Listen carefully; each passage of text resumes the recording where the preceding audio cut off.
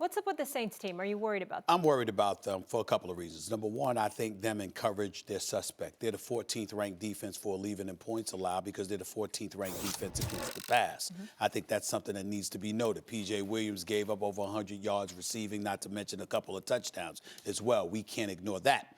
We also can't ignore the fact that when you look at some of the teams that they're going to go against, the San Franciscos, potentially Green Bay, and we've all know how I felt about them based on what I've seen. I'm going to throw a Seattle into the equations, potentially Dallas with their defense. Offensively, they may have some issues, but defensively, I think they'll be there when it really, really counts. You take all those things into consideration, and you are Drew Brees and the New Orleans Saints. It's almost like you have one target, and that one target is Michael Thomas. He's got 104 receptions for 1,242 yards in the season.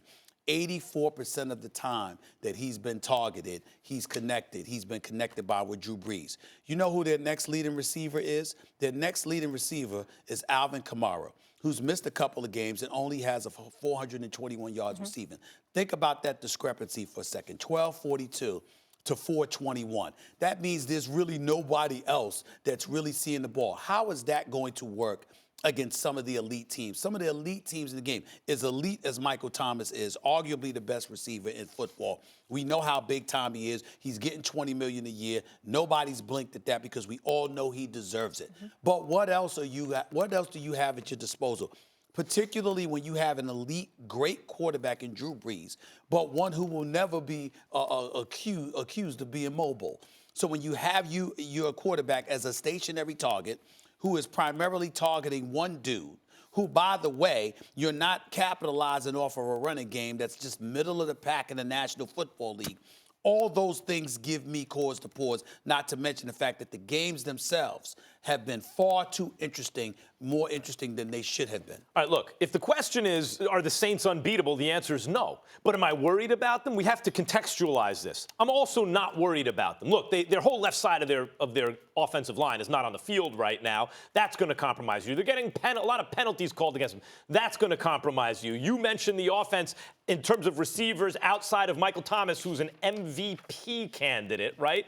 Okay, there are kinks in the armor of every team. There's no team you look at and you can't nitpick. But what just happened yesterday?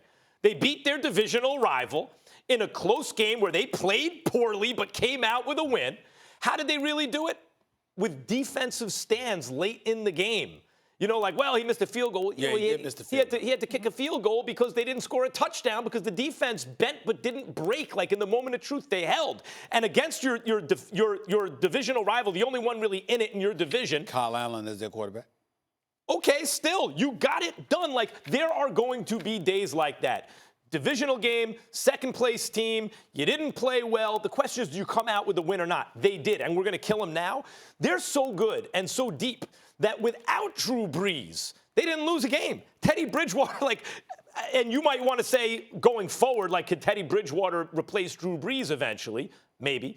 But the point is, they're such a complete team that when you look for things, you say stuff like, they're the 14th defense against the pass. It's out of 32 teams. That's pretty good. Max, it was a little close for comfort, though, as Stephen A. mentioned, with Kyle Allen at the helm.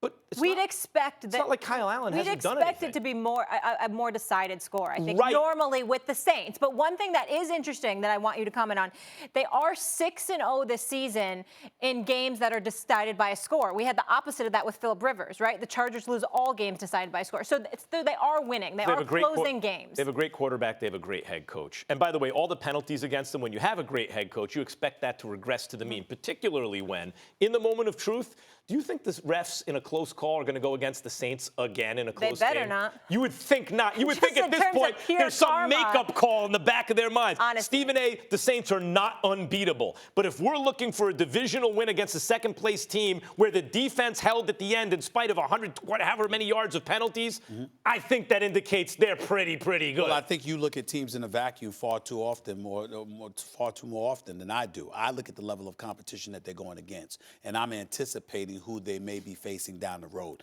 And I'm asking myself, what are your strengths? And is that going to be enough to beat those particular teams?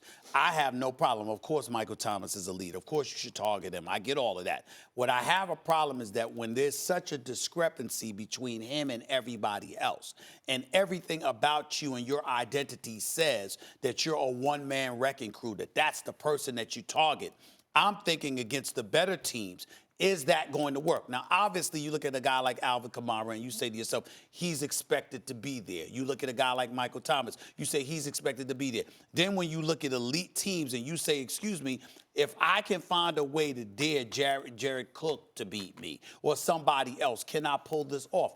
That answer appears to be yes. And all I'm saying is if you're the New Orleans Saints, particularly how you were unable to get it done last year, even though that bogus pass interference that was never called should have been called and what have you, in the end, I'm looking at them and I'm saying, excuse me, there's a question mark in that regard because their success has never really been about their defense. The defense plays a role. We expect them to step up. They're physical. They get after it. We know that. But it almost always comes down to Drew Brees having to save the day. And if that is the case, I need Drew Brees to have somebody else other than Michael Thomas to rely upon. You know the expression, like, you're judged by the strength of your enemies? I think in this case, like, you can judge the Saints by the kind of, like, nitpickiness of the criticism. A two-loss team who lost their starting quarterback for a huge chunk of the season, who just beat the second-place rival with a defensive stand at the end of the game, sure, and a little luck, in spite of a horrific game in terms of penalties and the whole left side of their offensive line missing. I think it indicates that we're nitpicking the 14th-ranked pass defense. Like, that's a bad thing. That's actually pretty good.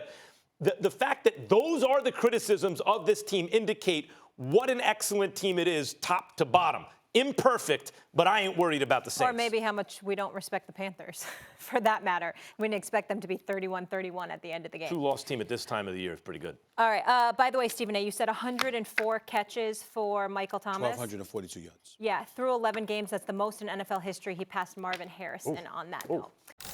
Thanks for watching ESPN on YouTube. For more sports highlights and analysis, be sure to download the ESPN app. And for live streaming sports and premium content, subscribe to ESPN+.